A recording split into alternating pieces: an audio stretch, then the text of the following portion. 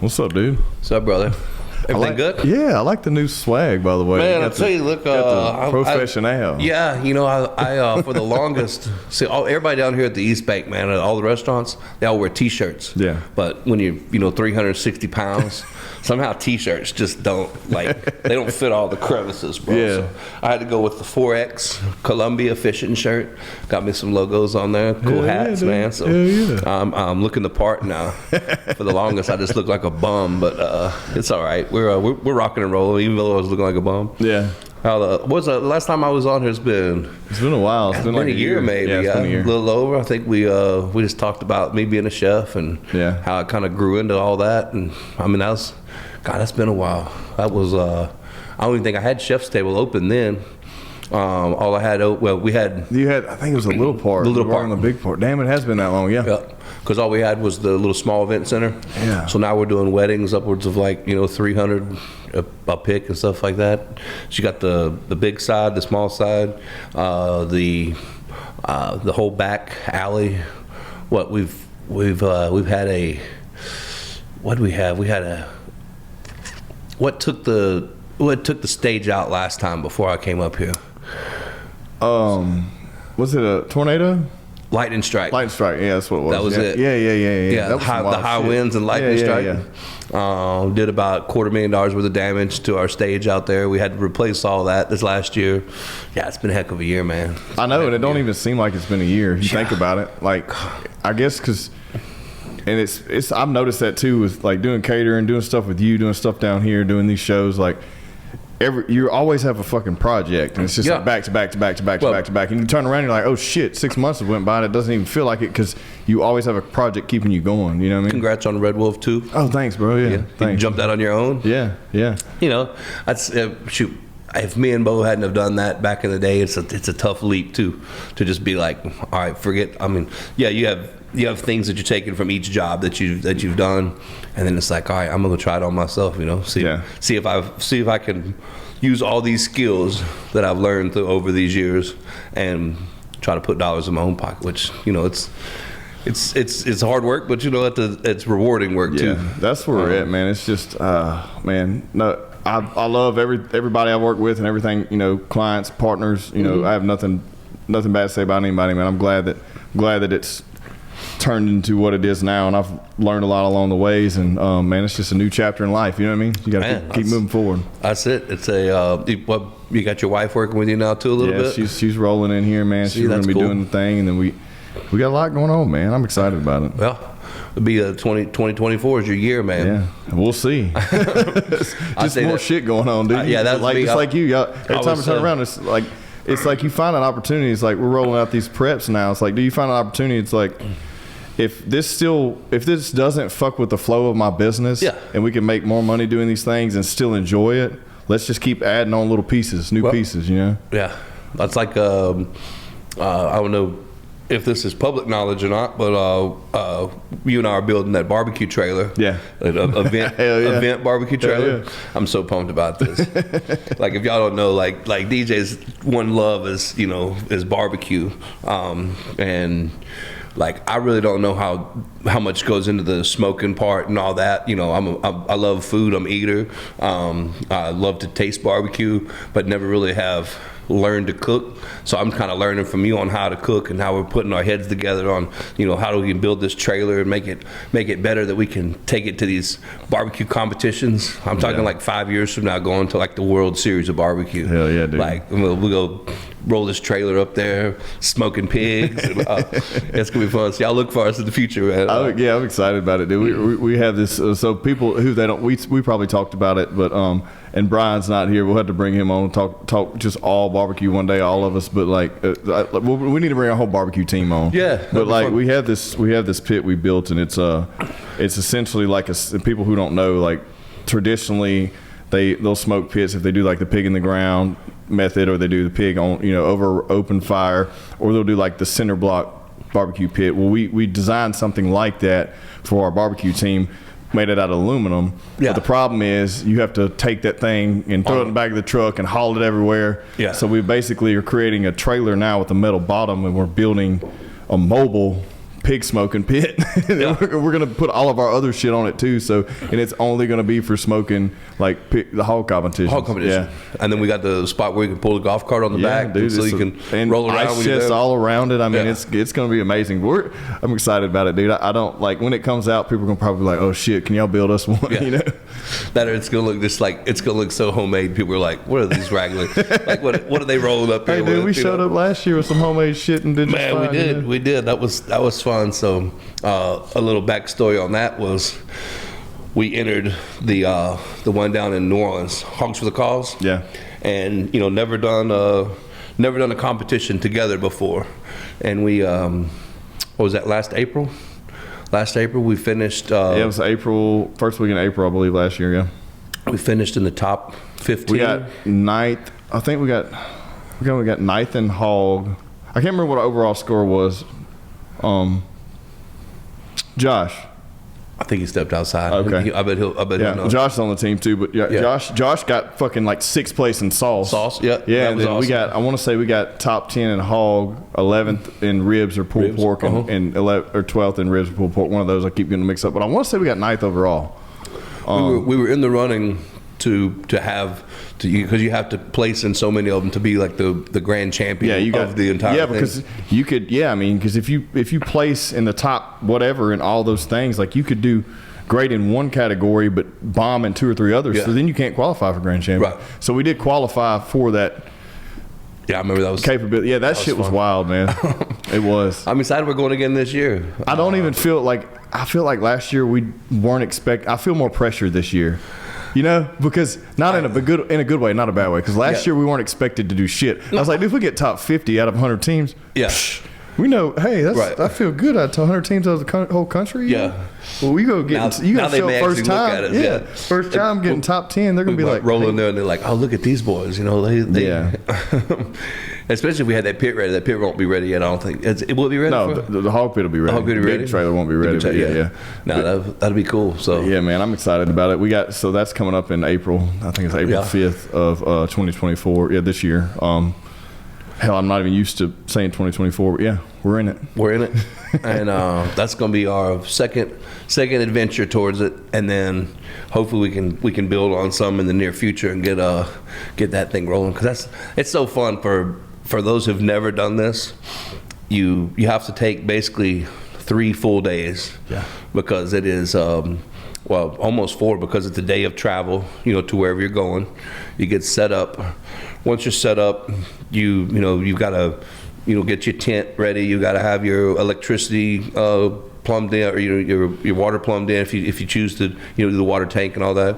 You got to have your electricity, your lights. So I mean, it takes like a whole setup of once you get there. It's like 5-6 hours of setup, just us setting our little mobile barbecue, like literally comp setup. And then all of a sudden it's like, all right, you have a big meeting with all the teams, and then after the team meeting, it's like, all right, you guys can get started at X amount of time. So like they give you can't start before a certain time, and then once you get started, you cook and smoke and all night long and drink beer, and it's kind of funny looking at other teams, because you'll have like some people just be sleeping on the ground.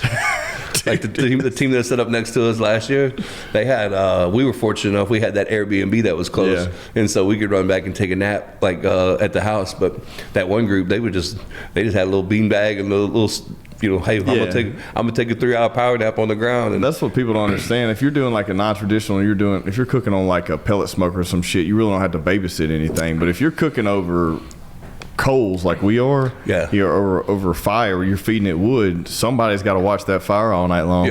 Somebody's got to watch the stuff. Like you really need 2 people. You really need 2 people at all times awake, so you can rotate. Like we'll rotate somebody sit in the truck and sleep or whatever, but you got to have one person watch it, knows what they're doing, keeping that fire going, but you have to have the other person make sure they stay awake. Yeah, that's right. If you're up all night by yourself, you're more apt to fall asleep. But if you got somebody keeping you conversation, and then the pit goes down, you can't below a certain temp, or else it's going to take you forever to get back. You're screwed. Like there's a lot of science. There's no room for error at the house. I can fuck up and fall asleep if I'm running a cook, and I can save it. Sometimes like I might lose through 2 or 3 hours, but if you're on a deadline to turn in something right then and there, down to the minute, because you are, You know, and the funnest thing I think about it last year was we did every single, and I want to do it again this year, but we did every single turn in. So we did every single category. So we did all the sides, all the appetizers, all the. So every 2 hours there was something. Every 2 hours we had to turn something in. Yeah. So you always had somebody prepping. Like there was never any fuck off time at all. So they had all these concerts that were there too, which was really, really cool. So the one that we were doing was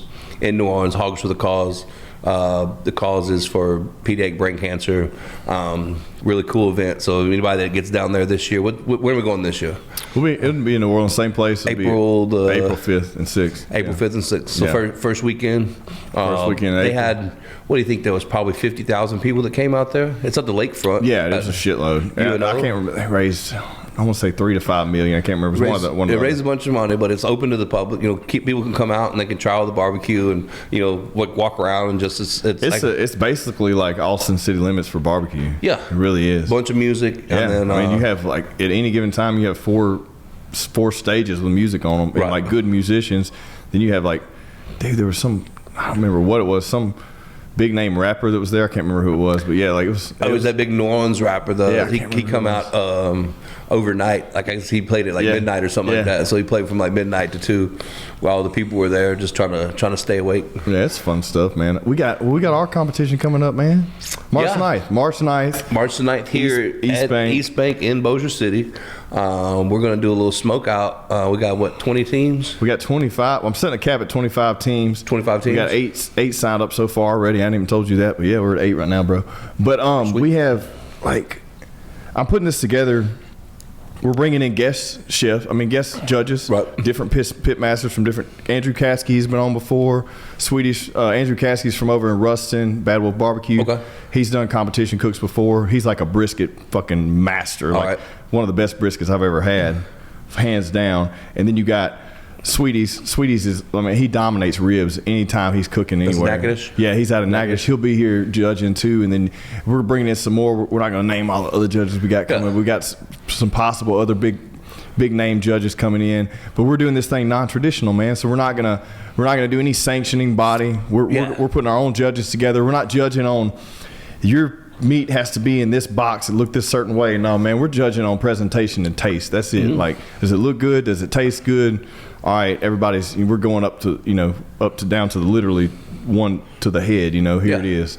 And I think it's gonna be fun doing that because people who may not know about the competition barbecue scene is that it gets super political like anything else because you have these sanctioning bodies and then you have the way that they judge and then people get mad. And with the way we're going to do this thing, it's like, look, man, if your shit tastes good and looks good, you got a chance to win. Now you're going to have experienced people tasting this stuff that have good smoked palates, right? They know what they're looking for. These guys tasting this food, we're not just running to some random judgers, at a random weekend competition. Here we're going to have people that know what the fuck they're tasting. And when they do taste it, they're going to be like, okay, that one's over smoked. Oh, that one got smoked. Like somehow the fire got smoked out, muffled right there and it took on too much. Like we're going to nitpick it in a good way, but they're not going to be just saying, oh, that shit, it ain't got enough sauce on it, some weird shit. So that's next month then. So we're about a month and a month and a couple days. Well, a month. By the time this comes out, it'll be a month out damn near. Yeah. So anybody that's listening to us here, man, y'all come up. We're supporting we're supporting our little team, but we're also doing it for a kickoff for our stage. Yeah, stage I just talked about earlier that we got almost lost completely last year, but it's built back up. So we're going to crank that thing up. We got like a Kiss tribute band. Yeah, man. It's gonna be, we got Hidden Tracks coming out of Monroe to open it up. Yep. Patrick Hall's gonna be here on the 1s and 2s. So we're gonna start smoking meats overnight, and we're just gonna start eating meats during the day. Yeah. And we're listening to live music at night, the following evening. So yeah, we're gonna run this one different than most people. Most people are running turn-ins early and they're done with their shit by 5. We're running this thing late. So this is gonna be a party. Like they can fuck off a little bit the night before, and they start getting serious the wee hours in the morning, and then they got to bring it on into the nighttime, stay sober, make turn in, make turn in. And so our turn in is gonna be like late afternoon then. Yeah, our turn ins are gonna start after lunch. So I mean, it's gonna be completely different for everybody. Have you ever been to the one or done the one in Tyler, Texas? They do it. They shut off the downtown square. I've seen. I saw that last year. They block it off. Yeah. I mean, a lot of times they'll have, a couple big name. I think they've had Whiskey Myers out there. Yeah, it's a whole festival. Yeah, it's a little festival, barbecue festival. But they there's a competition side of it too. And I didn't know if you've ever knew people that have done it. No, man, we were looking at going just to go last year. I think it was on the radar just to go hang out over there because I have some buddies over there. But no, I haven't done it, dude. I didn't even do. I think the only competition I did last year was with you. Yeah, when we did hogs, and I think I'm pretty much, man. I don't know. After you go there and place that, you really don't. It's like I'm having fun helping put these smaller competitions on. You know what I mean? Yeah, because they take up your time too, though. Yeah, it takes up just as much time, but you get to hang out and you don't have the. I don't know. It's fun being on the event side, like putting the comp on side of it, and then just going to do a couple big ones a year. I think that's kind of what I fell into. How I'm kind of enjoying this thing. I think we're on track though. We're gonna go down here and we're gonna finish a little bit better this year. Hey man, and I'm okay with that. I'm okay with doing better. I don't like doing worse. But I think we learned a lot. Yeah, I think the biggest thing for us this year is what a lot of people don't understand is it's just like a festival too. So not only are you doing the competition, but you're also selling food to the public at Hogs for the Cause the whole time. And all your money generated, you never take any dollars. It all goes directly to the cause. So everyone has a wristband. They just come up. Right. You scan the wristband and you give them food. So you're having to run front of the house, slinging food. How's the one that we're going to work down here in the East Bank? Is it going to be? So the East Bank. So we're just going to be like traditional setup. Like they're going to all run their turn-ins and do their. But if you're a guest, if you're a guest, you have a sample. So sample. So like you get a little sample wristband or sample ticket, and they'll walk around. You $5, they get their samples, and they can go. They'll have 25 plates to taste. Yeah, because there's kind of like a crawfish. Same thing. Like a crawfish cook-off. Yeah, they'll be able to, but they don't have to pay per tent. They just roll up and say, "Hey, I want to try this. Hey, I want to try that." And then they get to come back and vote. Man, what was the best? And what's cool about that shit is one person may do loaded pulled pork nachos. You don't fucking know. Like they can do whatever they want. Yeah. It's just got to be a smoked meat, and it's got to be cooked on site. They can cook whatever they want. And I hadn't even announced this yet, but I'm throwing in a dessert. We're going to throw in a dessert category. Okay. So a little auxiliary. So if they want to enter, if they want to enter the dessert category, they got to make it, smoke it right there. And then that'll be a one little one-off category, man. That'll be fun. I've heard people talk about it. I haven't ever competed in one that did the dessert thing, and I've never entered a dessert thing. But I did this was years ago. I want to say it was, it may have been at East Ridge Country Club. Man, we're talking, this was 20 years ago.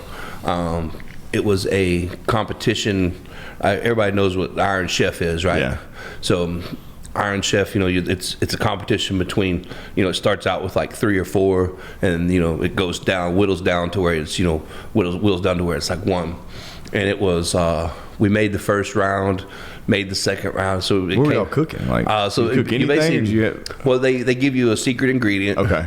And then the ingredient has to be involved into 3 different dishes. Okay. It has to be involved into some sort of appetizer, some sort of entree, and some sort of dessert.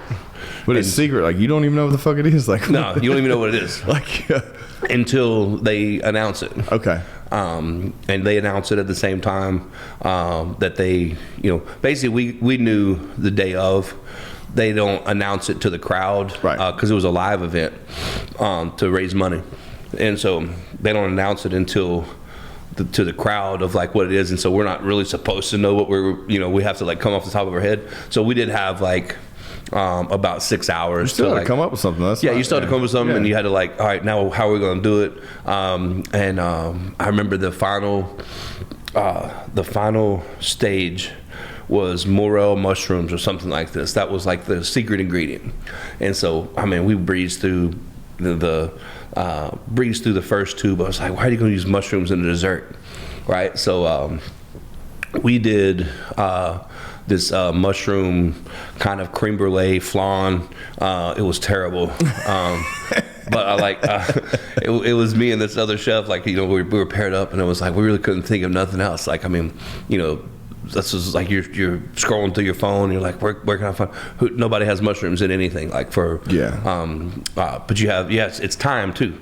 So, kind of like a barbecue event where you have to have it in by this time. So we had to have like our dessert in by this certain time, and you're cooking right in front of all the people. So there might have been 400 people there that were watching, and they're watching us, make this. And I got beat by somebody that made mushroom ice cream. They made like a vanilla. They just grind it all the way down. Yeah, they grind it down, and they had like a mushroom flavored ice cream. I was thinking. I remember that's how I lost. We lost that. We lost that event. That's pretty damn creative, though. That was very creative. I think. Well, you can make. So when you talk about dessert for our for a smoked, how you gonna do a smoked dessert? But I mean, you could do like a smoked pie or something like that. Yeah, you could do smoked pie, cobbler, smoked bread pudding, whatever. But yeah, like I've seen some creative stuff. That's what's the power of like media now. Like you said the mushrooms, like that. However long ago that was. Now you can look up. And there's probably a million things out there that people put mushrooms in. Just this was before Reddit, before that's what I'm saying. This is a long time ago. So you didn't have you just had to come up with some shit. Like it was still like the old school Google bar. Like I mean, I'm thinking like grind it, puree it all the way down and then mix it in like a flour mixture and then make like a fucking like bread pudding or something, with it in there or something where it's not like or like the ice cream thing. I guess would be cool, but yeah. Yeah, we did it. I was like, it was more. I guess it was more of a flan than because it was baked upside down. Was there chunks in there? Yeah, it was chunks in there, man. But you know what? We lost. I finished second though. Hey man, you made it to the final, yeah. Yeah, I made it to the finals. What was y'all's other dishes, like your main dishes? Man, main dishes. I think we did we did some sort of cream of mushroom that was it was topped. Beef tenderloin. Okay. So I mean, you're talking. We weren't like the super creative enough, right. But like we made a good dish. Yeah, it tasted good. It tasted good and all that. And then I think for the little appetizer was some sort of. It was mushroom like ground down real fine, and then put back into the mushroom. So we made like the mushroom. We call it Ducelle. Double stuffed mushroom. Yeah. With some cream cheese and stuff. I remember that because that was the final round. I really can't remember the 2 rounds that led up into it, but it was kind of like you basically had. If you made the final round was on Sunday. So you started on Saturday. So you had to compete in like 2 different rounds on Saturday. Right. So you had the early round and you had 3 to make it a Sunday. Yeah. So, God, that was. I've done that competition style, and then I've done another competition style that is.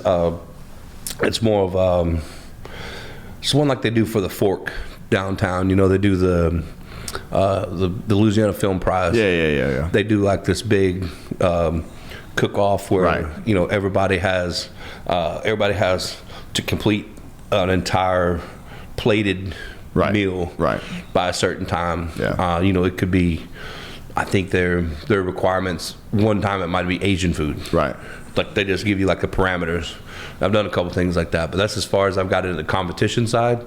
But I really like the barbecue. Dude, it's so fun. The barbecue stuff. It's so fun, dude. Yeah. Like I could see where these guys just like Sweetie and they don't have no kids, right? Sweetie and his wife, if they do, hell, I've never seen them. I don't know. I might be speaking out of turn. I don't know, but I know every damn weekend they're at a damn barbecue competition. Yeah. And it's like, man, that's. I mean, it's a lot of people don't understand how much work it is. It's so much work with little reward, but there's a lot of reward in the what you learn and the meeting people and the hanging out. It's like tailgating on steroids. Because you get to hang out and drink and everybody's cooking, but everyone's actually competing, so not everyone's getting fucked up. It's not really a party. It's more like a hangout, but then at the same time a competitive hangout. You know? So you're not trying to, you're having a good time, but you're holding back just a little bit because you want to get to that very last thing. And you got to make it. You got to make it, man. You got to have a good team. And depending on how many meats you're cooking, like if you're doing something small where it's just like 2 meats, and that's not that bad. It's not that crucial. But if not, somebody's prepping this while you're making sure the ribs got enough, water on them while they're going. Yeah, I mean everything's down to the minute, and I don't think. I think. How are they on? Weather permitting? Is it like on all these barbecue events? Is it? Dude, most of them it's just like. They do unless it no it's what? Fucking I mean, especially experienced like pitmasters like ours out here. We're rolling it. Yeah. We're rolling unless there's a tornado. We're rolling the damn thing. If it's raining, unsafe, we're doing it. Yeah, we're doing it because you're out here, you figure it out. Yeah, well, that's what I was thinking, because it's an all weekend thing. Like you talk about him, you plan your weekend around it. So I mean, you're traveling. You might be traveling 100, 200 miles or whatever it is, but it's not like it gets rain delayed and pushed back. It's either like it's a rain or shine event, I guess. Yeah, most of the time. Now, as far as the patrons coming out, like a lot of those things, like that, they may not, not so many may not show up or whatever. But as far as like the pit masters, we're gonna do this damn thing. Like I'm not. What if you scared of some fucking rain? You need to stay at home, bro. This you figure it out. You figure it out. If you can't cook in the rain, you don't need to be out here. Yeah. Well, I think that's going to be the real fun part about us moving forward with having a trailer with everything on it, because I couldn't imagine like if we had done that last year and had to even set up in the rain. You're talking like, I mean, I said it took 6 hours to do everything. Everything took off the trailer, set up and all this. Now we're going to be kind of plug and play a little bit, which it would be a little less stressful, because we had 3 trucks rolling in with stuff slammed in. I mean, that's how you start though. We're bare bones it, man. We were the most riggedy setup down there.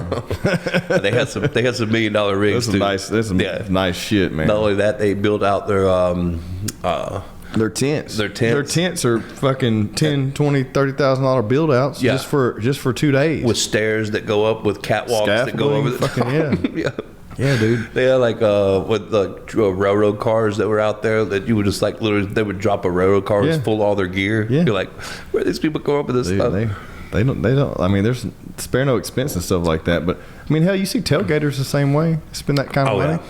They'll spend for like LSU games or college football games. $150,000 on the rig, and then they're out there spending another $10,000 in product and hanging out and just disposable. Yeah, they pull up and the rig looks like a transformer. Comes out, it's got slides. All that to sit in the parking lot and drink beer. You know what I mean? Like shit. All this to just sit out there and cook some damn meat. But I don't know. There's something about it, man. The bug bit me a couple years ago when Brian and I did our first one, and since then, man, it's been awesome, But I went a different route. Like it bit me, but I didn't want to do competition. I was like, I want to do this for business. So you got to take a different move when you do that. You can't. Yeah. You're doing all the competition cooks all the time. It's hard to. You can't control. That's why I mentioned Sweetie, because my hat's off to that dude, because he runs a successful business. Yeah. And he's winning barbecue competitions too. That's fucking hard to do, because if you're open for business every day and the weekends, you got to have a ironclad team to make sure your product's going out on the weekends while you're gone on point, and then you got to show up and run point on that comp and make sure you finish, top 5. Top or 3. you're sending the people out with all of your gear to the competition side, and you're working the restaurant back here, and then all of a sudden you run out on Saturday when all your stuff's put together and prepped up. Yeah, and, you're kind of the finisher, I guess, but there's still that is a lot. Yeah, I don't want to do that. I don't want to be that. I'm one or the other. You know what I'm saying? Occasionally do the comps, but run the business on a day to day. But I mean, that's what we're doing. It's fun too, man. So with all of ours, so with you down here now on what you'll consider our block, so we've got a great assortment of food, because I've got the gumbo, the po' boys, the crawfish macaroni. That's kind of my BeauxJax stable. Yeah, dude. You got Sugar Show right down here that does anything sweets. Then you've got frozen pirogue with the steaks and the oysters and the daiquiri. You got my chef's table, which is it could be anything from higher end, prime rib. We do dinners that involve basically whole alligators and all this. Big tomahawk steaks. Yeah, steaks. Nice so we Alaskan have all that, shit, and then and now you're down here with your smoker. So yeah, dude. Yeah, we've got basically all food base covered on this end. Yeah, all the good stuff. Got the good stuff. Nothing fried. Nothing fried, bro. That's crazy, isn't it? Everything's off the fire, bro. Like nothing's fried down here. That is crazy. And people don't realize that too. Everyone thinks Louisiana food fried, covered, and smothered. But down here, if you really look, if you break down every menu, it's all like fresh ingredients and good stuff. It's not like you have some stuff that's a little more, it is carb full or whatever. But still, you got some stuff that. What's awesome about y'all stuff is you creating all that shit off the food truck, and then bringing it in brick and mortar, and then still, creating something that's fresh. Yeah, speaking of food truck, I passed it this morning coming in, and we're in the middle of a snowstorm right now. Yeah. Right? So for everybody that's not from this area, this is very rare for us. It's like every couple of years we get some snow. Yeah, get some snow, and this year it happened to be a little bit of ice, probably 2 inches of ice, and then the snow came, and so it just covered everything. And I look out at the food truck, man, and you could just see the ice build up on top and on the sides. And I was like, thank God I'm not having to go to work on that thing today. Because there was times we had to, we'd be loading that thing up with gumbo and jambalaya and going to somebody's party, or usually if it's this time of year we'd be going to like a crawfish bowl, but you can't find crawfish this time of year right now. But we'd be going somewhere on that food truck all the time. But now I just got to look over it. I said, man, thank goodness I don't have to get on that cold. We didn't have no AC. We didn't have no heater. The only heat you got was off the grills. Yeah. So I couldn't imagine having to go work on that thing today. Standing over a boiling pot or that flat top. You get some heat on that thing. So we're fortunate that we're this morning. But yeah, I would say every couple years we get one of them good solid snowstorms, and we're in the middle of that right now. Yeah, I mean, I think it's going to actually melt today, but it's so funny too, because dude, these people cannot drive. It's so funny. Like, I was messing with what drove the kids the other day. I was like, come on, let's jump in the truck, we'll go do some donuts and stuff. They're like, oh my God, but these people, like, they don't know how to drive when there's ice. And it's bad here too, because people are like, it's a different cold. It's just people aren't used to it. And then we don't have the means of like fixing all the roads to make sure they're super navigable when there's an inch of ice on the roads. You know what I mean? I'm with you on, because I was driving back from New Orleans. Actually, we were driving back from Baton Rouge when the storm was really coming through a couple of days ago, and driving once the storm is hit and it's on the road, it's completely different than when it very first starts. Yeah.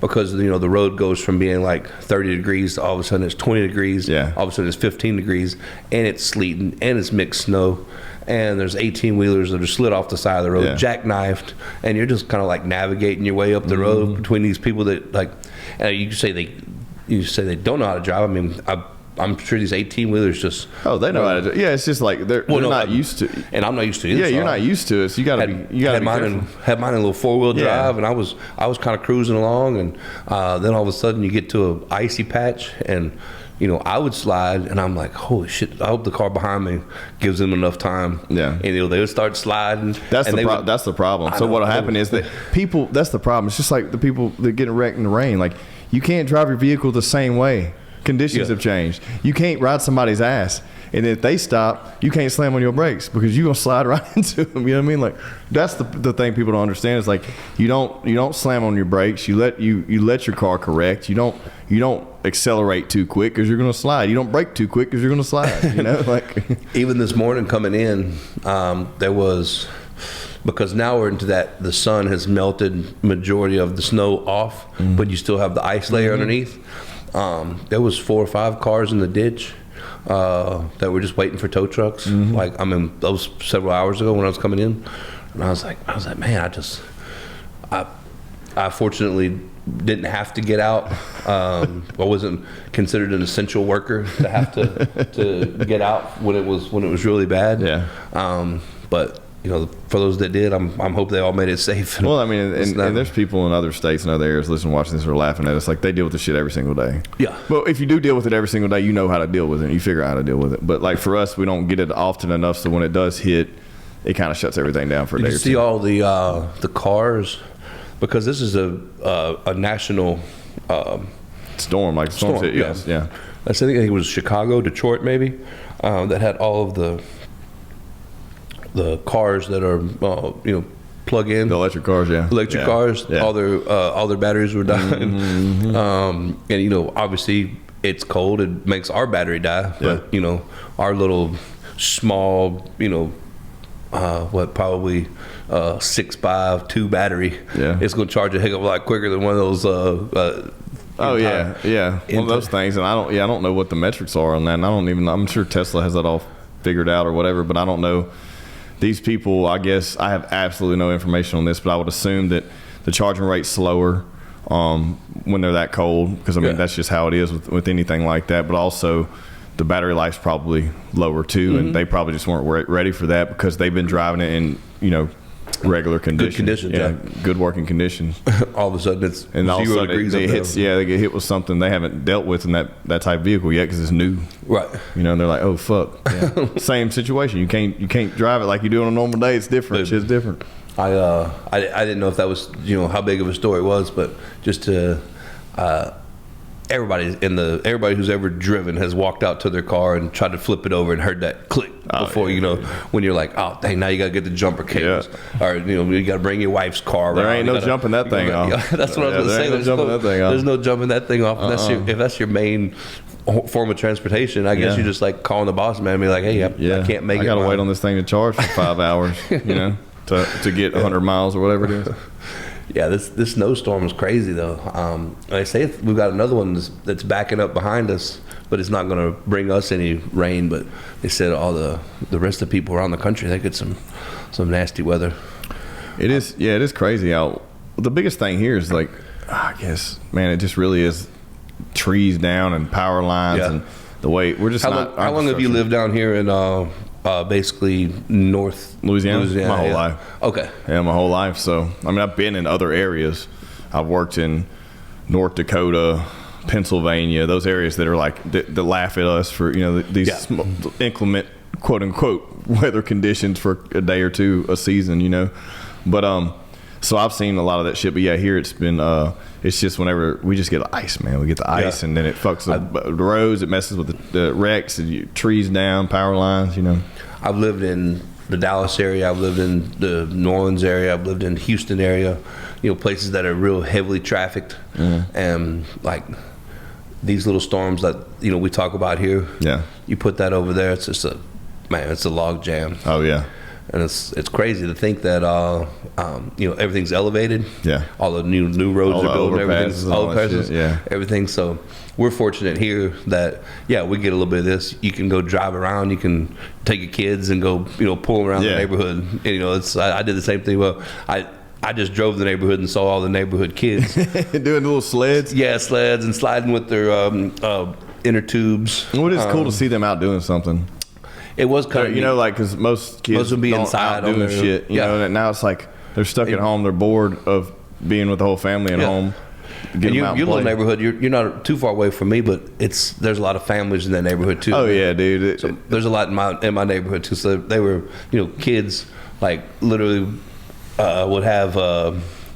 Some sort of trash can lid, and they would have their dog leash, and the dog was out sprinting, and they were running around. It's like, man, it was kind of cool to see that because a lot of kids use some, and even just on a regular day-to-day basis. I know there's a ton of families in my area, but it's like you don't see them out playing like that. Nah, they're not like shooting baskets, and it was, so it was kind of cool to see that when the snow come through, that they're all out, horsing around. Yeah, man. Because we used to do that as kids. I mean, we used to do. We used to find whatever we could do. Well, I mean, you didn't have the form of internet or entertainment, so it's like you might have watched TV or played a video game, but it wasn't like it is now. You couldn't get locked into it for hours and hours and hours. I can remember when my neighbor first got that Nintendo. Remember the original? Yeah, the one you had to like blow in the games to get it to work. And he was the only kid on the block, so. He was like the most popular kid. Duck hunt had duck hunt on it. Over there. So it was one of those, oh man, we'll go over here and play this game. But his mom was one of those. She didn't want you to.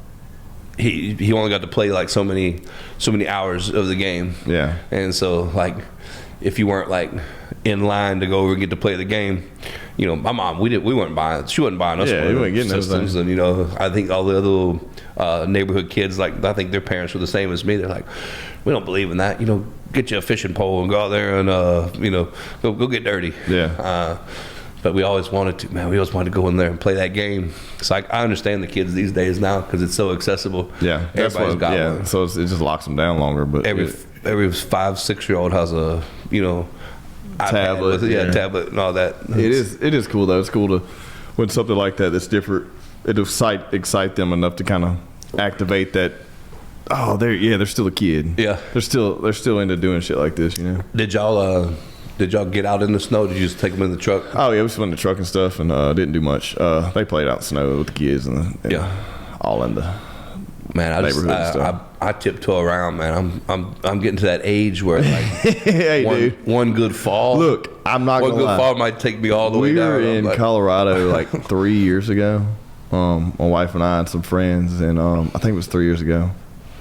Yeah, it was about 3 years ago, and we had been there for 3 or 4 days. Probably next to the last day we were there, and it was like this everywhere. Roads were shutting down. It was so bad up there, though. And when roads shut down there, it's a lot worse, right? We were in Colorado Springs, and temperature every day was like 8. The good snowstorm was coming in, but snow and ice had already been on the ground, and we were elevated up on the side of a mountain in this Airbnb.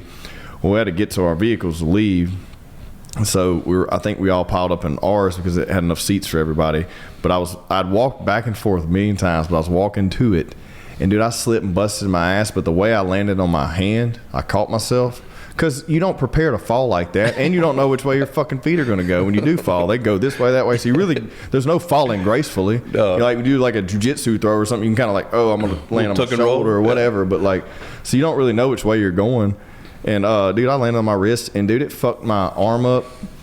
Like working out and stuff and whatever. I had problems with that for like a year and a half. I finally don't have any issues with it, but dude, just from that little fall, you know, I slipped and busted my ass right in front of everybody. They were like, "Oh shit!" And I was like, "Dude, it's cool. You can laugh because it is what it is." Oh, I don't fall gracefully either. Like I mean, for the people that don't know, because I'm always sitting down over here, but I am 6'4". 360. I'm shaped like a weeble wobble. Like but I got size 14 shoes. I'm always tripping over. One of the best falls that I've had recently was me, you, and we had rented that Airbnb. Yeah. And I fell in them bushes, and it took like 3 of y'all, like 3 big guys, like to get me out of the bushes. Who were those? That was Gino and you. Yeah. It was when we were during COVID. It was during COVID. Yeah, and we just wanted to just rent an Airbnb and go drink a fucking hailstorm. We had a hailstorm. Yeah, hailstorm and go drink a couple bottles of tequila. And sat around a little campfire. And I don't know, it might have been 12 o'clock, 1 in the morning. I'm extremely particular when it comes to my vehicles, and I only recommend those who are the same way. That's why I always recommend SBC Autos. They take pride in their inventory, from badass four-wheel drives, clean classic cars, and even your everyday grocery getters. They have it all. No hassle, no BS. SBCautos.com. Right, it's time to go in. And I tripped over my own feet and ended up in some head first into some spiny ass bushes. Yeah. And it took 3 of y'all big guys to get me out. Yeah.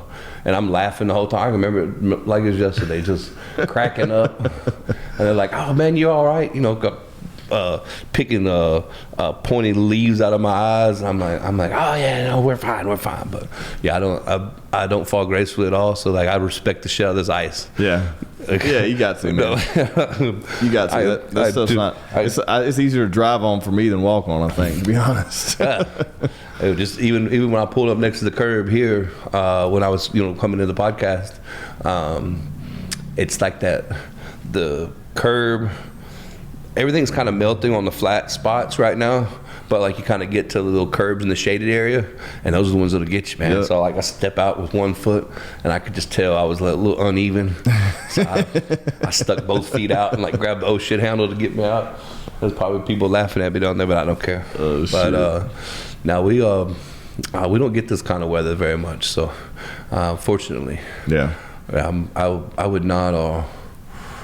I like the cold weather. Don't get me wrong. People are like, "Oh, I'd rather it be 115 degrees than it be 20 or 30 like it is."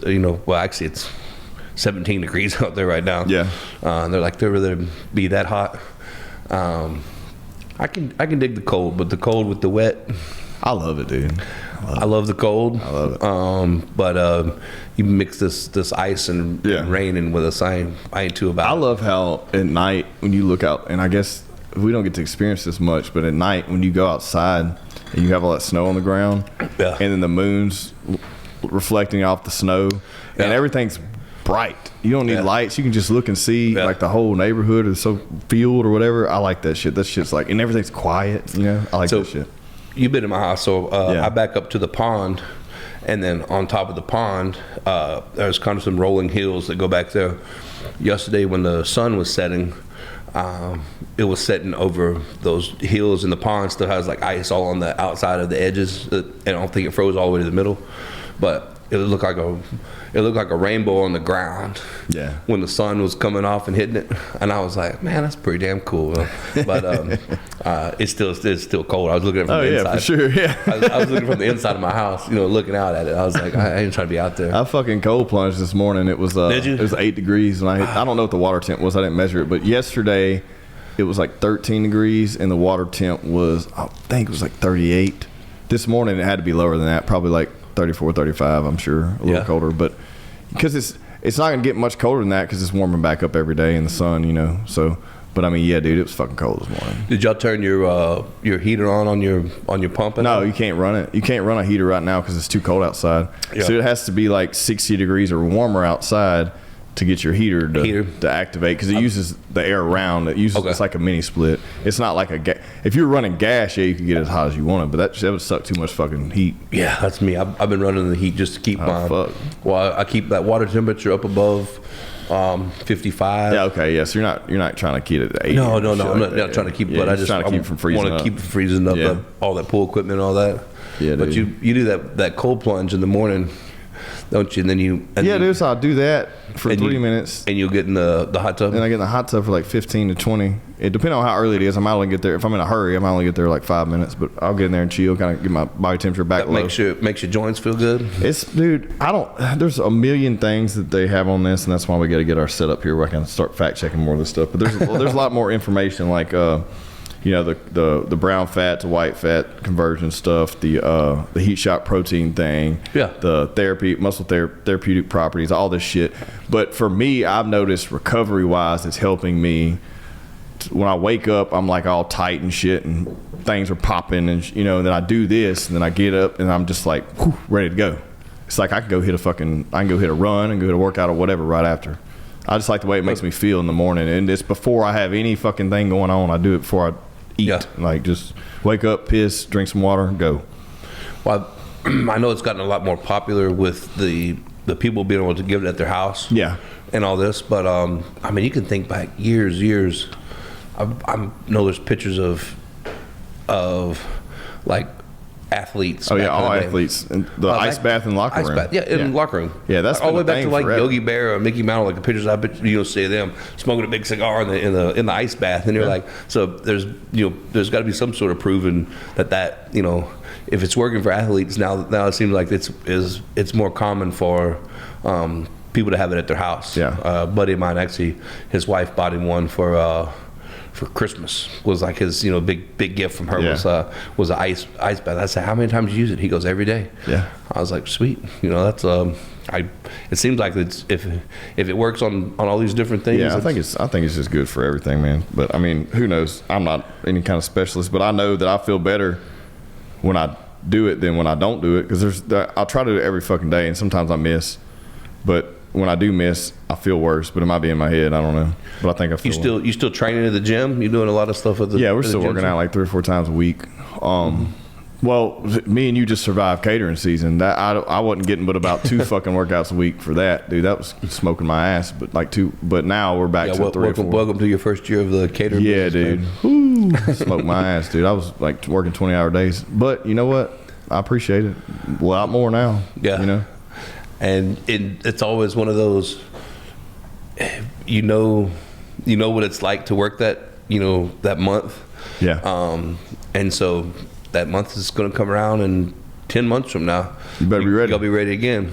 But could you imagine if you did that 7 days a week?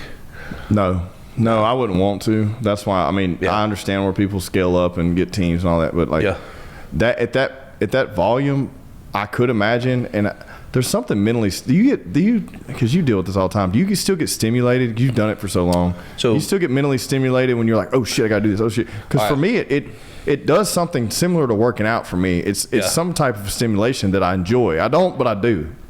So for years, I would take on 3-4 caterings at a time. Yeah. And we would just be like, oh, well, we're here. And the mental breakdown of it is, it's not the able to cook the food. It's the timing of getting this out at 6:15 here, this timing here. And yeah, it's all written down on a chart, and it's, this time has to be here. But you can overdo it to the point where on a Sunday you can't even you can't think. You can't just because you're like, oh shit, I pulled it all off. But at the same time, you're like, on Sunday you want to be productive, just as a person anyway. So we started scaling it back a little bit, and then we'll do 2. I can do 2 at the same time. Yeah. Right now, but before that, we were taking on a lot. Yeah. Well, I mean, you're in a position now where you're not starving. You know what I mean? But when you're starving, you shouldn't get it. You figure it out. You do but it. I learned a lot. And I like, with the barbecue thing, I've learned a lot over the past few years. But with the catering thing, I've learned a lot too. It's a lot less waste, a lot less tighter on prep for more freshness. Yeah. You don't want to start too early, but you also don't want to start too late. And so you find that fine line. And the biggest thing is getting a customer a fresh product. And when you have to deliver it, that's hard. You got to keep that in mind. You got to keep everything at one temp, solid temp the entire time. It can't have big fluctuations. So you're into that spot where I was trying to get out of for the longest, was the delivery side. Yeah. I want all my stuff to kind of be down here now, because you see my kitchens. I've got the hot boxes. I've got the prep tables. But it's so hard to turn down a wedding for 400 people at some place where you're like, all right, well, that's great money. I need that money. Yeah. Let me find a way to do that. And then it's hiring extra people to help you that day to get things from here to there. And I've got an SUV, or I got a 4Runner, and then usually it's another girl, Brittany. She has a Ford Escape or whatever. So how can I fit everything I need to take? Because we might drive an hour. Yeah. How can I fit all the shit into these 2 cars? And we've got it down though. We got it down to where it's compact enough to where we can pretty much do it. But there was a time we might have four rigs going out to one person's thing, and I'm paying 5 different people to help me out. So at that same time, at that 400 people, I wasn't making no money. Well, that's what people don't understand too. They don't realize, they're like, it's so expensive. Yeah, but it is expensive, but it's expensive because you're getting, especially now. Look, there's a lot of catering that's not good. And everyone's been at that wedding and the food was horrible, and it's probably overpriced. But even still, the price you're paying you're taking everything into account, because look how big of a deal it is when the family cooks Thanksgiving. Yeah. And how much money they spend and all this prep they do for fucking 20 people. For 20 people. Now we're taking it to a 200 scale. If you keep that in mind, you think about it, like, okay, I get it. All that work you did for that turkey and shit just for 20 people, you're doing this for 200. Right. Or 300, 400. And then you're trying to price it to where it's not too expensive, where you still make money, and where the quality of the product's up. So it's like, those are all things people don't take into account. They're just like, well, I'll see if I can get somebody for $8 a head. I'm like, dude, no, I can get you a sandwich for that. But we got to prep all this. We got to buy all this meat. Mm-hmm. Meat's fucking steaks, $20 a pound. Fucking, pork's, $3.50, $4 a pound. Just you don't understand. No, you can't get a meal for $8. I'm sorry, but you can't even go to fucking McDonald's and get a meal for $8. You want to get a meal for $8 that I physically deliver to you, make fresh for you, and serve you. It don't work that way. I'm doing one coming up, which is my favorite event our favorite style event, because they give you the budget. They give you their budget, and they say, hey, here's my budget. I've got this many people coming. What can you do for this price? I do like that. And then you send them the price, and you say, I'm going to do all this. And they say, hey, could we throw in an extra gumbo or something like that? And you're like, I can still fit that into your budget. Yeah. But at least their budget going in. That helps. And people are like, well, you could have got, whatever, you got it cheaper or whatever. But no, that helps, because now I know what my ceiling is. Yeah. On quality. Yep. end product. So like, okay, I'm going to get you the best thing I can get you. Here's what I know you got. Let me get you the best I can get you for that. And we'll break it down after that. Yep. Be like, hey, if you want to come in a little bit under, then we can remove something that I put on the list. But those are my favorite, consultations, I guess you call, whenever you're meeting with somebody and they say, hey, here's my budget. I don't want to go over this. All of a sudden, a week, 2 weeks go by. They call and they say, "Oh, we got some more people coming. Let's bump the pars up a little bit. Or you bump let's throw some deviled eggs on there. Yeah. And so you're like, all right. So that in turn tells me that they know what they're going to get, and they're getting a little something extra. And they're not going to be upset with the price that I give them. Yeah. But then it's so hard because they'll price out 15 different people. Well, no. They'll come to me. They'll come to you. They'll come to this person. They'll come to this person. Yeah. And especially if I give them a per head price. Yeah. So if I say it's going to be $15 a head, all of a sudden they come over to you and they're just like, well, I'm going to do it for $14 a head. Yeah. And they go to somebody else. Well, everybody else is doing it for $25 a head. I mean, you're like, damn, we should have been at $25 a head. Yeah, but at times we're like, all right, we know we. But you know where your good margins are. That's where you got to be honest. And yeah, I agree with you there. What annoys me too is the wedding thing. Like they'll be like, well, we're gonna have 150 people. Well then, or say we're gonna have 100. Yeah. But a lot of times it's always less, right? But sometimes it's more. And if you pay for 100, you're getting food. And you're the same way. I'm reasonable to where I'm always gonna give you extra. Because I know shit, you're going to have some big old people there. They might eat some more. Like an oil field 100 is different than a fucking rehearsal dinner 100. You know what I mean? It's just different. And I know that, so I'm going to price accordingly and I'm going to serve accordingly, and the price will reflect the amount of food. But like with the wedding thing, they'll come in, they're like, well, I'm only supposed to have 100, but you have 120. Well, that's a big fucking difference, Huge. So it's like if you don't let somebody know, then you're going to run out of food, which is horrible on the party and the catering. But it's not. So that's where it gets weird. And you have to be careful. I've noticed, and it always comes back on us, though. Yeah, it's going to come back. It's always our fault. Yeah, well, you got to have somebody to blame. You gonna blame the person you're paying. Yeah, especially in weddings. I mean, they spend some money. Yeah. So you kind of do the thing. You will work with them to be like, all right, I want them. This is their one special day. Yeah. And a lot of times it's that guy, it's his daughter, man. Like he's like, I want everything to be, go off, perfectly. And so you're kind of under the gun a little bit. So weddings are hard. Weddings are hard to do. Is that your most stressful thing, the wedding? I would say they used to be my most stressful, 100%, because they're paying the best. They're paying the top dollar. The things I would make the most money on. That would be, you have 3 hours to pull it off. Yeah.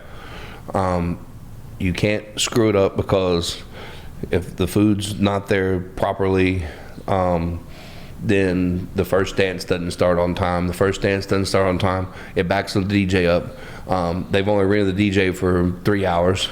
So somehow you got to feed them, dance them, party them, get them out the door, all within like a 4-hour time period. Yeah. And like, man, if you can't get them through a buffet line, if it takes them 2 hours to get through a buffet line, the dad's gonna be pissed. He's gonna be looking over you like, oh, there's two people going through the buffet line, and so you just got to figure out different ways, double lines and this and that.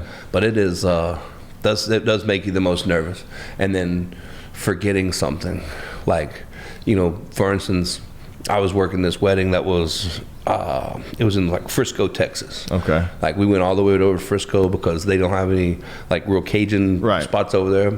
So we were in a barn. It was me and Bo, and we're doing all this stuff. I got my notes. I got everything, man. We got it all out here. Well, the one thing we forgot was freaking red beans and rice. Oh. And we're Frisco, Texas from here is about 3.5 hours, 4 hours away. It wasn't like I'm just going down. And red beans and rice isn't something you can just make. And you can't just go grab it at the fucking Super One or Brookshires, Kroger. That's not there. And guess what? That was what the daughter who was getting married and the guy who's paying for it is her number one thing she wanted was red beans and rice. Dude. Guess what I forgot? Red beans and fucking rice. What did you do? Oh man, I think we begged for forgiveness, and I think we obviously knocked some money off their thing. They had lots of other food though. Right. I mean, they had gumbo, jambalaya, they had jambalaya, they had some po' boys, they had some, they had food.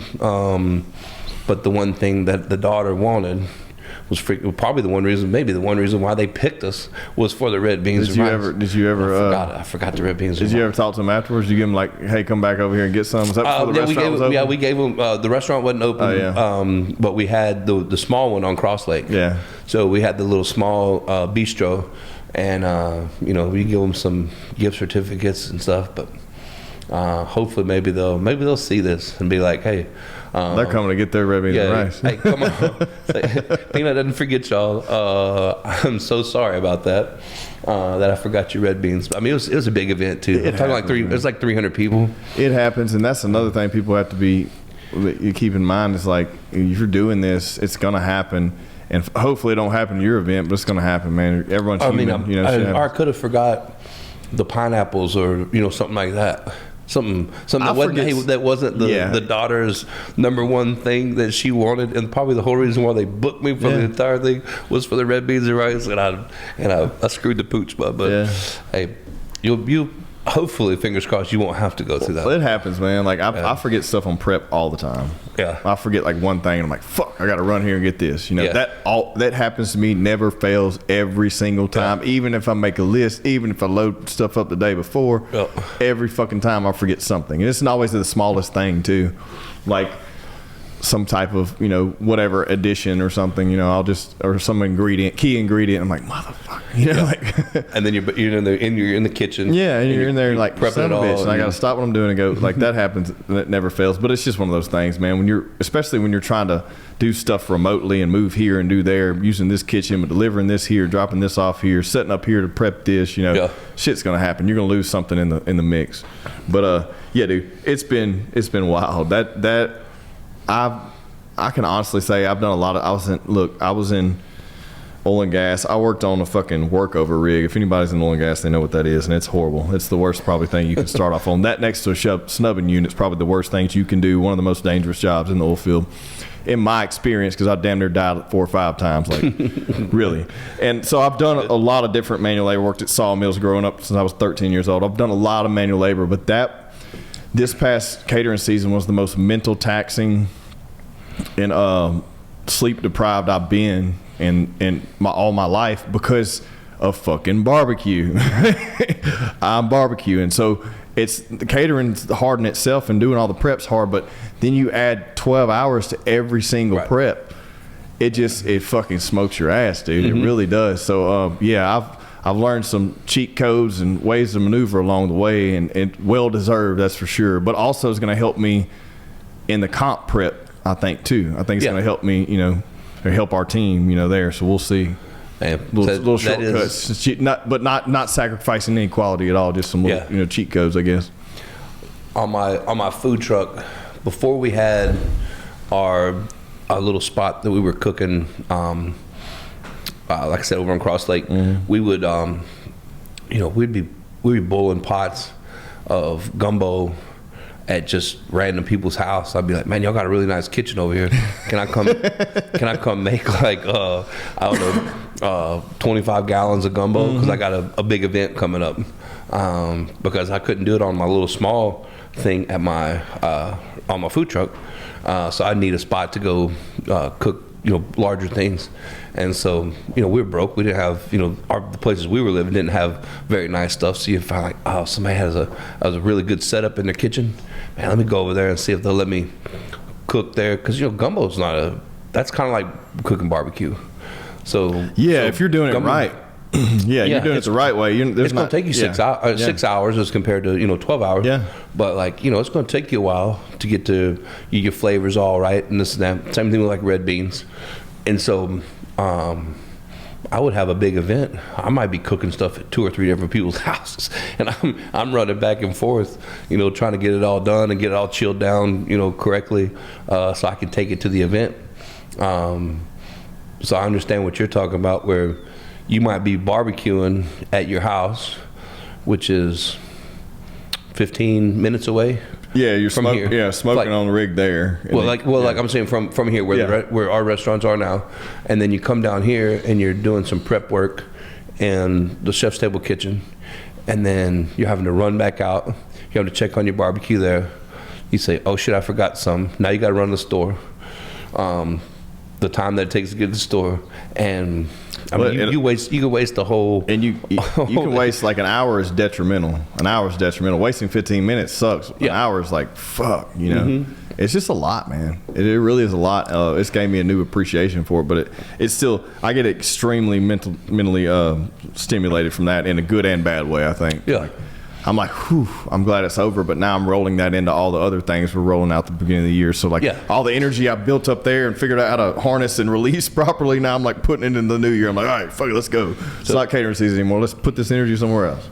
And it works in a very good way for you because you know how hard it's going to be. Yeah. And you know that it's like, all right, next year, I'm gonna have more help next year for sure. There you go, for sure. And you know leading into it, you can say, all right, well, I know what November and December is going to be like, and you know that there's you're gonna make enough to have the extra hand, and the extra hand is well worth it because even if it's that extra hand that's running to the store now, to go, man, I need some more.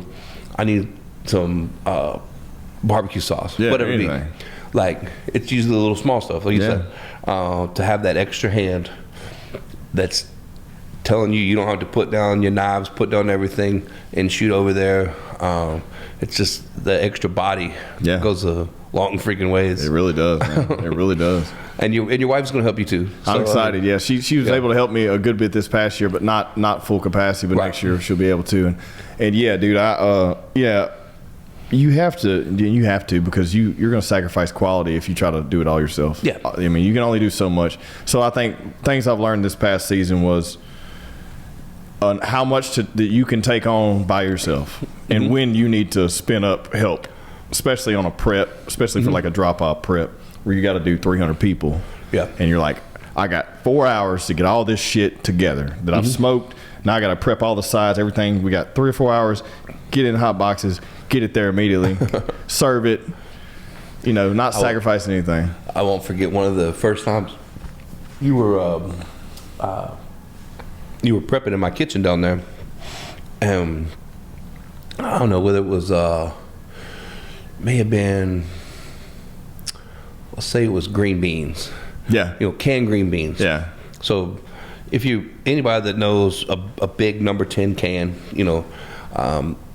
they come in juice, they come in water, and y'all were trying to drain the juice off with the can and like hold the can lid. What we've been doing at the house, bro. And I was like, all right, y'all. I was like, how long y'all been doing that? I said, forever. I was like, all right, well, I've got a pan down here. It was baked beans. It was baked beans because you use your baked beans as the base, and then you build your whole thing. That's what it was. Yeah. Well, I said I got a pan that'll drain that off. All you have to do is dump them in there, and it drains all the liquid off that you need, and it holds your product. It's basically a strainer. And y'all had never seen one before. y'all were like, damn.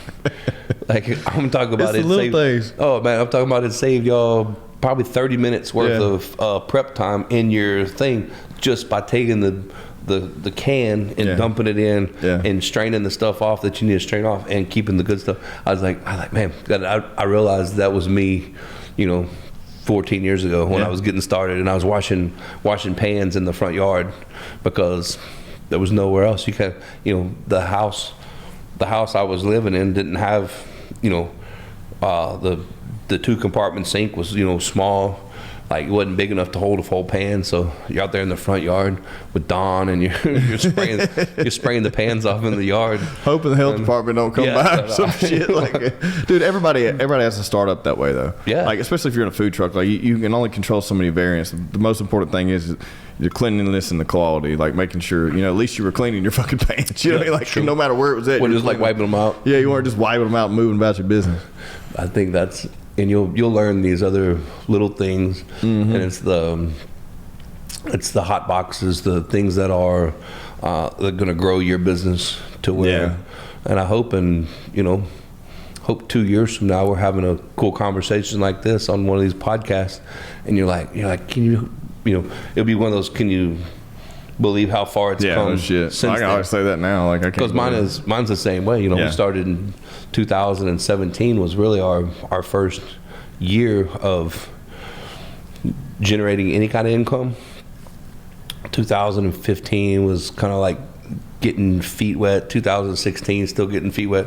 We really didn't generate any income until 17. Yeah. And so, look, we've done that since 17 to now. So, a couple years from now. 7 years, man. Yeah, 7 years of well, yeah. I mean, it takes a while, and it's always funny how everyone wants to get to that point, but they don't ever want to talk about or look at the whole process. And then you have people that are like, well, you gotta, oh, you gotta do this, you gotta do this, you gotta do this, streamline, scale, blah blah. But you gotta. There's a lot of behind the scenes in the middle of the night. Barely can stay awake. Yeah. Try not to miss and cut your finger off. Trying to figure this shit out. I think you and Beau, my business partner Beau, had a conversation. May have been 2 weeks ago. That both of y'all were just, I guess maybe, were working on the same type project. It had something to do with advertising, it had something to do with online, and y'all were both awake, and y'all were texting each other back and forth at like fucking 1 o'clock, 2 o'clock in the morning. Y'all were sending text messages back and forth, and it's just those, sometimes that side of your business it's not a 9 to 5. Glamorized. Well, it's not glamorized. It's not. There's not a certain time that you make for promotion, or there's not a certain time that you make for Facebook ads and this and that. Yeah. So it might be 1 o'clock in the morning. Yeah. And that's the only time. Yeah. I mean, sometimes that's it, because you're dealing with the day to day, and if you're trying to add anything else or change anything or make anything better, running your normal business. Yeah, you got to do that outside of the normal. And sometimes the best ideas don't come to you until midnight. Yeah, when the noise stops. Yeah. It's like, oh shit. Well, I better jump on this right now, because I'll get involved tomorrow and forget about it. So it's funny, because Beau talks to me all the time. He's like, I was up all night doing this. I'm like, why are you up all night? I was like, it's because the best ideas come to you when you're either just, you're shutting your brain off, you're maybe watching some TV with your wife, your kids are gone to bed, and all of a sudden it's like, damn, I got this idea. Yeah. And if you don't do it right then, it's almost like you lose it. Well, that's what I like about y'all. Y'all understand that, and I'm the same fucking way, because I'll be doing something at whatever time of the day, and I'll immediately call Beau, and he'll answer, hey, what do you think about this, blah, blah, blah. He's like, sounds good, we'll line it up, blah, blah, and then we're done. Like, we'll reconvey on it, but it's both in our head now, but it's the same thing. I'll reach out to you, and it's about some cooking shit or something. Yeah. I'm like, hey, what do you think about this? You're like, yeah, and then we go into a 30-minute conversation. Next thing you know, we have a whole nother fucking business model. And it was just a fucking Tuesday. I was driving. You know what I mean? It's like, so driving you're going to get the kids. Yeah, it's exactly. But I love it, man. I enjoy it, and I think y'all are the same way with that. So it makes it a lot seamlessly easier to be involved with people that understand how your brain works, and that you're always looking for it's not so much the next opportunity, it's just the next route for growth. In a good way. Yeah, to know somebody that has been in it and done it. Mm-hmm. It does have a lot to do with that, because surrounding yourself with people that are in the same kind of field, I guess would be. You like to cook, and I like to cook. We hang out with somebody like my buddy Brian, my general manager. He likes to cook. So we all of our friends, our buddies, we all kind of have that that thing that we can talk about. Yeah, it's almost like the diehard sports fans. Yeah, diehard sports fans are always going, hey, you watch the Red Sox game the other night and this and that. I know that you're not that huge into sports. Yeah, I don't know shit about football. Yeah, it's not your thing. Yeah, but like cooking, we Yeah, I'll talk to you about that shit forever. Love to do it, man. Yeah. We'll talk about whether it's better to cook a brisket to 290 degrees or it's better to cook it to 270 degrees. Yeah. And we can have a 2-hour conversation about that. Yeah. Where, some people, it's the people in your circle that you just. Well, I mean, the thread of my pictures to our buddies like Billy and Brian and Josh, whatever, it'll be photos of cooking. Some shit like Brian last night sent me.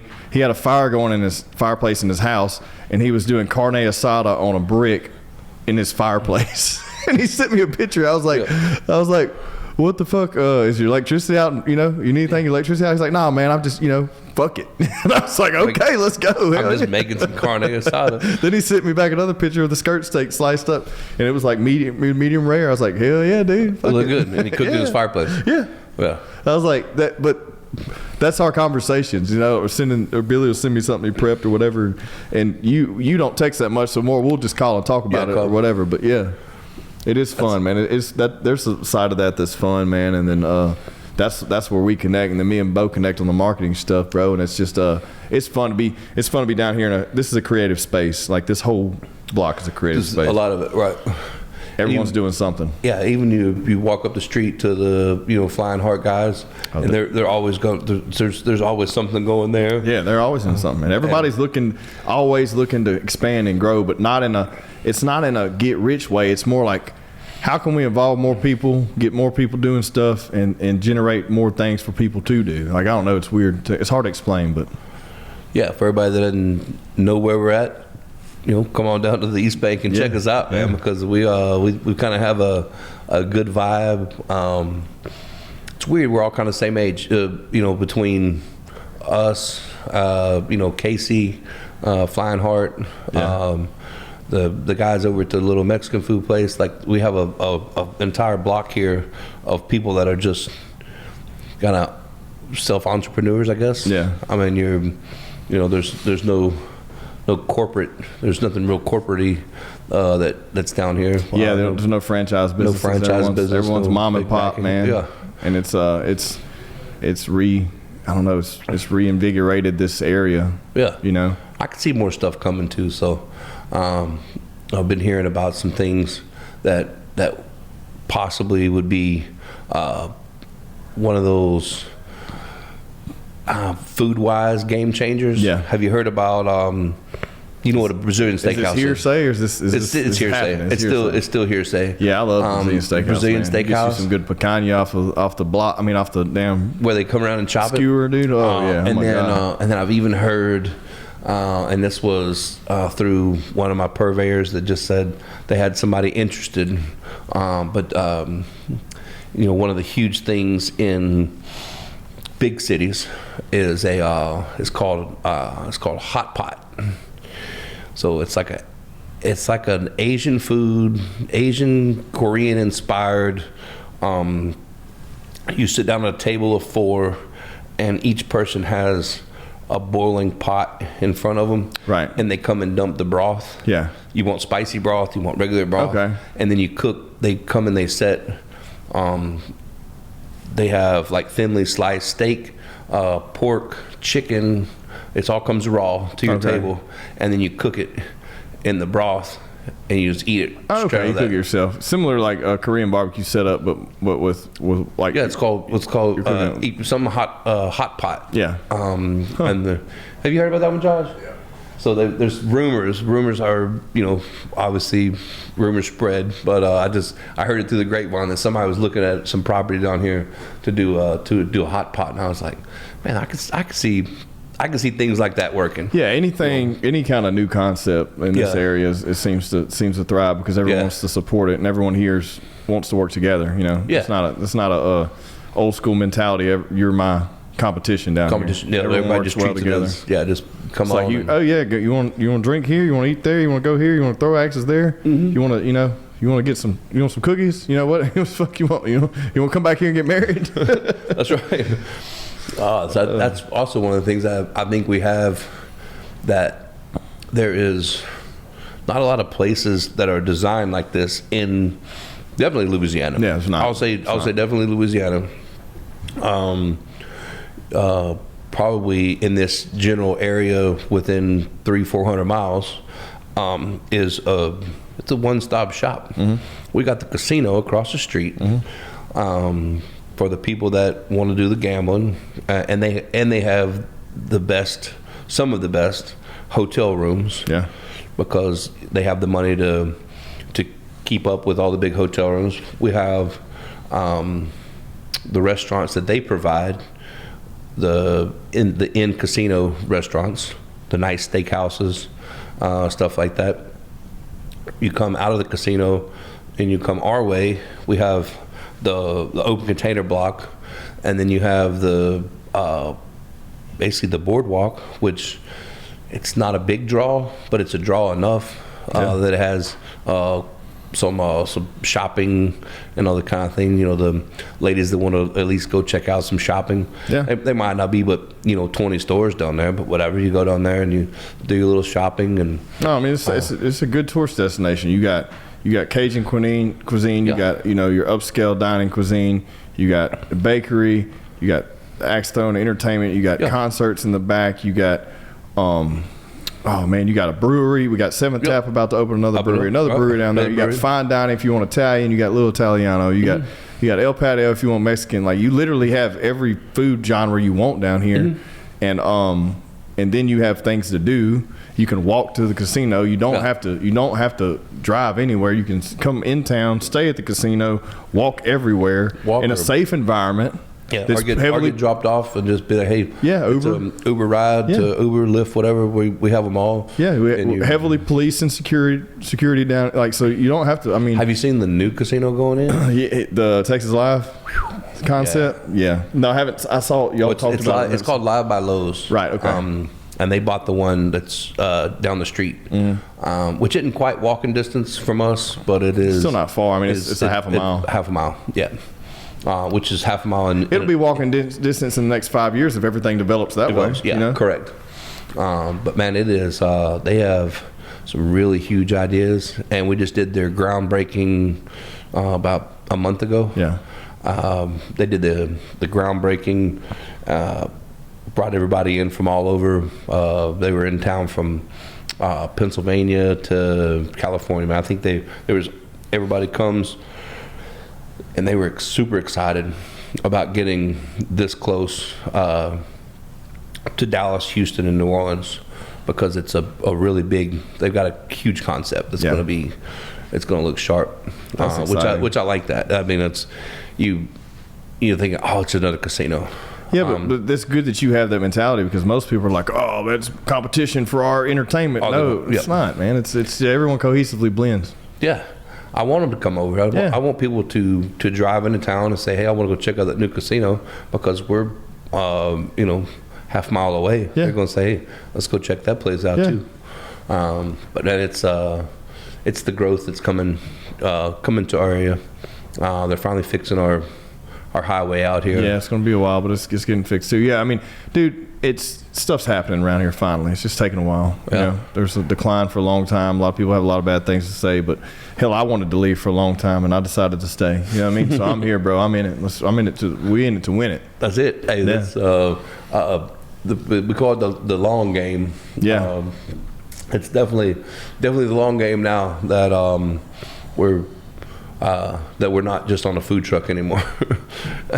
Because when you're on a food truck, you're like, all right, yeah, we're going to do this for a little bit. Then obviously some things come in fads and some things come in phases, but no, we're fully invested into Bossier City now. Yeah. I think you are too, with this and the other things that we have, coming up. Yeah, that could be good possibilities, man. I'm not going to say 10 years from now that we're not just burning the fuck out. I'm sure we'll still come up with bullshit. Yeah. I'm sure we'll walk down there and both be like, hold on, I got an idea. I'm like, God damn it, Bo. I'm trying to retire. Yeah. we're trying to sit on that beach somewhere. But, no, I think we've got the right people in place and the right ideas. Yeah. To keep this thing going for years. People have asked, man, do you want to do a BeauxJax in another city? Do you want to do take this concept that we have and go put it at the beach. Yeah.